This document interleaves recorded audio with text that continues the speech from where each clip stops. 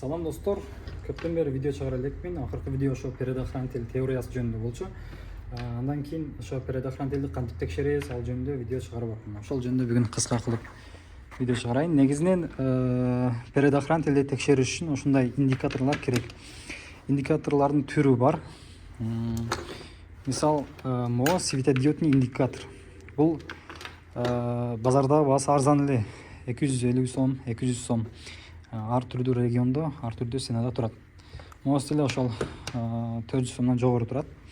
Эстей албайм канчага алынганын. Эми булардын кандай айырмачылыгы бар десеңиздер, бунун айырмачылыгы мисал, могу светодиодный бардык эле индикатордо мындай крокодилчик бар. Ал крокодилчик ошо массага кымчылат. Массага кымчылып, бул жактан ошо мындай карасаңыздар, эки лампочкасы бар. Бири плюсту көргөзүп берет, экинчиси массаны. Бул болсо, бул жөнөкөйрөөк. Кандай дегенде, мисал, буну массага кымчып туруп плюсту аныктаса болот. Эгер массаны аныкташ керек болсо, ошол плюска кымчып туруп массаны плюсту аныктаса болот, массаны деген. Азыр мен сиздерге могу менен текшерип көргөзүп берейин. Мисал, негизинен көп автоунаа келет, сигнал иштебей калды, же фара иштебей калды, поворотник, магнитола. Биринчи ирет ошондо эмне кыласыздар? Биринчи ирет ошол предохранительдерди текшериш керек. Анткени көпчүлүк учурда ошол замкание болгон кезде предохранитель күйөт. Ошонун негизинде ошол биринчи эң жеңил жолу предохранительдерди жакшы текшерүү керек. Эми автоунаада ошол кайсыл жерлерде предохранительный блок бар. Мисал, могу бардык эле автоунаада капотто, жеңил унааларда ошол моягында турат, аккумуляторго жакын жерде жайгашкан болот. Кээ бир унааларда аккумулятордун бул тарабында болот, кээ бир унааларда тиягында болот. Ал эми салондо деле ошол водительдин астында болот. Азыр мен көргөзүп берейин. Моякта болот, анан кээ бир унааларда пассажир тарапта болот. Эми предохранителди кантип текшеребиз? Эң алгач ошол предохранитель текшериштен алдын сөзсүз түрдө замок ачык болуш керек. Аз замокты өчүрдүм. Ушундай замокты ачып алыш керек. Андан кийин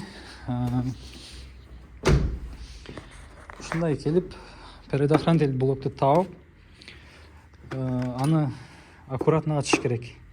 Тарткылап, отвертка менен тартып, сындырыштын кереги жок. Ошол өздөрүнүн кнопкалары бар. Буягында эки тең тарабында, кээ бирки автоунааларда мисал капталында деле болот кнопкалары. Ошол мындай басып эле тартсаң, өзү аккуратно ачылат. Ачылгандан кийин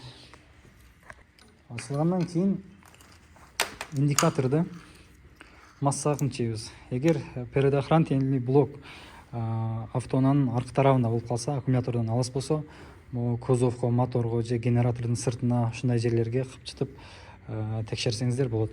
Себеп дегенде аккумулятордун бир тарабы кузовго, моторго бекиген. Ошол себептен автоунаанын бардык жеринде масса бар. Эми бардык жеринде дегенде кандай? Прям бардык жеринде эмес. Ошол кузовдун деталдарда жок да, мисал, кандай десем, мындай эмелерде жок, буларда масса жок. Кээ бир алюминий нерселерде жок. Ошентип индикатордун эмесини, крокодилчигини массага кымчып туруп, биринчи контрольканын өзүн текшерип алыш керек. Иштейби? Андан кийин ошол аккуратно предохранительдерди мындай кылып текшерүүгө болот. Предохранительдин эки ножкасы бар. Мындай эки ножкасы болот. Ошо бир четинен текшериш керек. Мисал, могу бир ножкасына койдум, азыр могу күйүп атат. Экинчи ножкасына койгондо күйүп атат. Анан кантип күйгөн предохранительди аныктайбыз десеңиздер, мисал, текшерип атасыздар да, бирин текшергенден кийин мындай күйүп, экинчисин текшергенде күйбөсө, демек ал предохранитель күйгөн. Так, достор, предохранитель жөнүндө видеонун уландысы. Так, ошол индикатордун бир тарабын крокодилчикти массага кымчыгандан кийин контрольканын өзүнө бир сыйра текшерип алыш керек. Андан кийин ошол бисмилла деп предохранительдерди текшергенге болот. Предохранительдин мындай эки ножкасы болот. Азыр жакыныраак көргөзөйүн. Дагы эки ножкасы болот. Ошол бир тарабына тийгизгенде мындай кызыл күйүш керек. Кызыл. Экинчи тарабында андан кийин могу экинчи тарабына тийгизиш керек. Эгер могу бир тарабына тийгизген кезде кызыл күйүп, экинчи тарабына тийгизген кезде кызыл күйбөсө, демек ал предохранитель күйгөн болуп эсептелет. Азыр бул жактан күйгөн предохранитель бар бекен? Карайлычы. Буякта бар экен бир предохранитель. Буга зым ороп коюшуптур мисалы.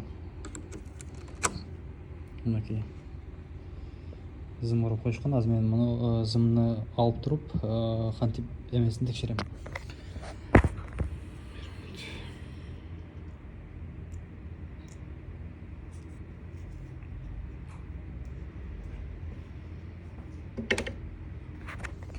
Мынакей достор, мен зымын алып салдым. Бул негизинен күйгөн предохранитель. Кайра местосуна сайдым. Текшергенде мисал предохранитель бир тарабы күйүп атат, экинчи тарабына койсом күйбөй атат. Бул ошол предохранитель күйгөн дегенди билдирет. Могу экинчиси мисал бир тарабына тийгизсем күйүп атат, экинчи тарабына тийгизсем экинчи тарабы деле күйүп атат. Бул предохранитель бүтүн дегенди билдирет. Ошол күйгөн предохранительди ушинтип эле индикатор менен таап алсаңыздар болот. Эгер видео пайдалуу болгон болсо, лайк басабыз, ой пикириңиздерди комментарийда калтырасыздар. Анан дагы бир айтып кетчү нерсе, предохранительди чыгарганга мондай утканоздор жакшы. Бул ошол мисалы предохранитель таптыңыздар да, сууруганга өтө ыңгайлуу. Мындай кылып эле тарс сууруп алганга болот. Предохранитель текшериштин эгер индикатору болбосо дагы бир жолу мондай кылып карасаңыздар билинет. Азыр мондай кылганда билинет. Мынакей ичи үзүк турат. Азыр мен жакындатып көргөзөйүн. Мынакей ушундай болуп үзүлөт.